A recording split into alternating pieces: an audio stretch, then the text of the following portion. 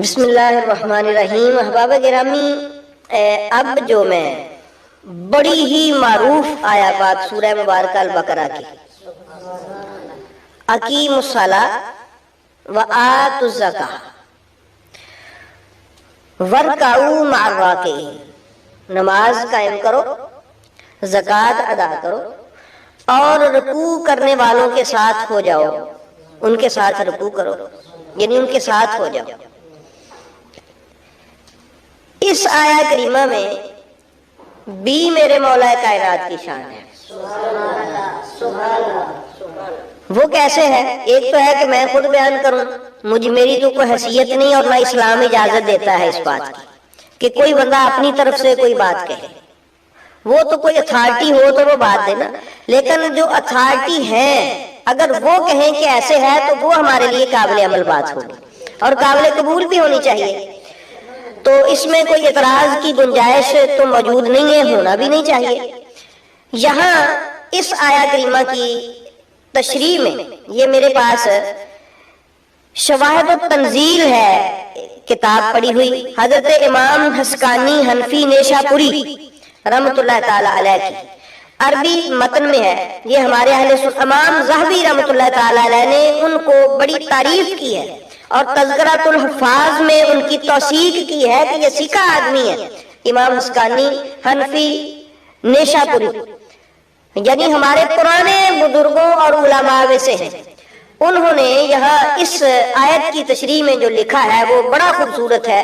پیچھے لمبی انہوں نے اس کی سند بیان کی، چونکہ وقت نہیں ہے میں اس سند کو آ کے اینڈ پہ حضرت عبداللہ بن عباس رضی اللہ تعالی عنہما ہے ان کا ذکر کرتے ہوئے برکت کے لیے عربی عبارت پڑھ دوں گا، پھر اس کا ترجمہ میں آپ کی خدمت میں پیش کروں گا۔ وہ فرماتے ہیں کہ عن ابن عباس رضی اللہ تعالی عنہما فی قولہ ورکعوا، کہ یہ جو ورکعوا مع الراکعین کے میں لفظ ہے ورکعوا، اس کے بارے میں حضرت عبداللہ ابن عباس سے جب پوچھا گیا کہ حضور یہ جو سورہ مبارکہ البقرہ کی آیہ کریمہ ہے ورکعوا، اس سے مراد کیا ہے اور کون سے لوگ ہیں جن کے بارے میں اللہ فرما رہا ہے کہ ان کے ساتھ ہو جاؤ اور ان رکوع کرنے والوں کے ساتھ تم بھی رکوع کرو؟ تو حضرت سیدنا عبداللہ ابن عباس رضی اللہ تعالی عنہ ہمارے آگے سے ارشاد فرمایا، بہت ہی خوبصورت بات کی۔ انہوں نے کہا کہ مما نزل فی القرآن خاصۃ فی رسول اللہ صلی اللہ علیہ وآلہ وسلم وعلی ابن ابی طالب، فرمایا کہ یہ جو الفاظ ہیں ورکعوا مع الراکعین یہ بالخصوص نبی کریم اور مولا علی کے لیے نازل ہوئے ہیں، بالخصوص نبی کریم علیہ السلام اور میرے مولا علی علیہ السلام کے لیے نازل ہوئے ہیں۔ اس کی انہوں نے آگے بات بھی ارشاد فرمائی اور پھر آگے ارشاد فرماتے ہیں وَأَهْلِ بَيْتِهِ مِنْ سُورَةِ الْبَقَرَةِ وَارْكَعُوا مَعَ الرَّاكِعِينَ إِنَّهَا نَزَلَتْ فِي رسول اللہ صلی اللہ علیہ وآلہ وسلم وعلی ابن ابی طالب وَهُمَا أَوَّلُ مَنْ صَلَّى وَرَكَعَ۔ اس کی وجہ بھی بیان کی انہوں نے کہ ہم نے کیوں کہا ہے یہ کہ یہ ان کے لیے نازل ہوئی ہے۔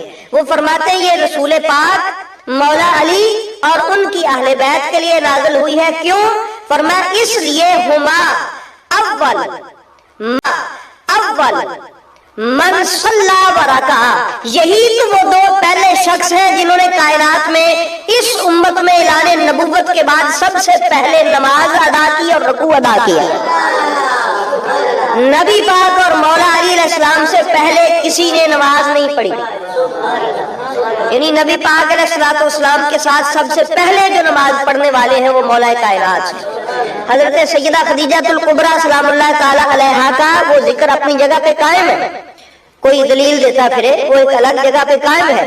حضرت عبداللہ ابن عباس رضی اللہ تعالی عنہما جو ہیں انہوں نے ان کو ایسے ہی لکھا ہے کہ یہ ورکعوا مع الراکعین جو ہے، اے لوگوں ایمان والوں رکوع کرنے والوں کے ساتھ رکوع کرو، اس سے مراد ہے نبی اور علی کے ساتھ ہو جاؤ، نبی اور علی کے ساتھ ہو جاؤ۔ یہ حضرت عبداللہ ابن عباس فرماتے ہیں کیونکہ سب سے پہلا رکوع نبی پاک کے بعد جو کیا ہے وہ مولا کائنات نے کیا ہے۔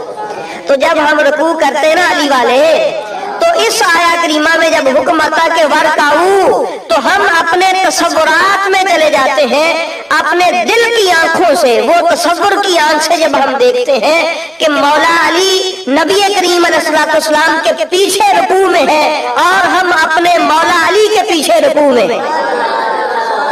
ये तसव्वुरात की आंखों का एक मजा है। ये तसव्वुर की आंख ऐसे ही देखती है। और कुरान जो है ये मजे के लिए आया है ना, बेमजा तो कोई बात नहीं है ना। वरकाऊ में कुरान मौला कायनात की शान बयान कर रहा है और कुरान क़यामत तक आवाजें दे दे के कहेगा, और रुकू करने वालों अली के साथ रुकू करो, नबी के साथ रुकू करो। और ये सिर्फ हजरत अल्लामा हस्कानी हनफी नेशापुरी नहीं, ये हजरत इमाम अबू बकर इब्ने मरदविया रहमतुल्लाह ताला अलैह, उन्होंने मौला कायनात के मनाक़िब में एक किताब लिखी, बहुत ही खूबसूरत किताब है। उन्होंने भी इसी आया करीमा के बारे में सेम अल्फाज हजरत अब्दुल्लाह इब्ने अब्बास रज़ियल्लाहु ताला अन्हुमा से नकल किए हैं, क्योंकि उन्होंने फरमाया, ये मैंने आपको किताब दे दी, वही अल्फाज उन्होंने भी अरबी में लिखे कि मौला कायनात और नबी पाक सरकार ने सबसे पहले चूंकि नमाज पढ़ी और रुकू किया, इसलिए इस आया करीमा में जो हुक्म नाज़िल हुआ है बिल उमूम तो वो सब के लिए है, बिलखुसूस मौला कायनात के लिए। बिलखुसूस किसके लिए? मौला कायनात के लिए। तो हवाब गिरामी खुसूसियत फजीलत तो फिर होती है ना, किसी की खुसूसियत फजीलत तो होती है। तो फिर मैं ये कहने में हक बजानब हूँ कि इस आया करीमा में मौला कायनात की खुसूसियत को फजीलत की सूरत में बयान किया गया है, फजीलत को खुसूसियत की सूरत में बयान किया गया है। तो मौला कायनात, और मैं हैरान हूँ उन लोगों पर कि जो नमाज से मोहब्बत करते हैं, पहले नमाजी से मोहब्बत नहीं करते, पहले नमाजी से मोहब्बत नहीं करते, उनको अपनी नमाज से मोहब्बत है, पहले नमाजी से मोहब्बत नहीं है। और वो भी लोग अफसोस के लायक हैं जो पहले नमाजी से मोहब्बत का इकरार तो करते हैं, नमाज से मोहब्बत नहीं करते। तो उन दोनों के लिए सबक है इसमें कि जो पहले नमाजी से मोहब्बत करें उनके लिए कि वो नमाज से भी मोहब्बत करें, और जो नमाज से मोहब्बत करते हैं वो पहले नमाजी से भी मोहब्बत करें। अल्लाह हमें नमाज से और पहले नमाजी से भी मोहब्बत करने की तौफीक अता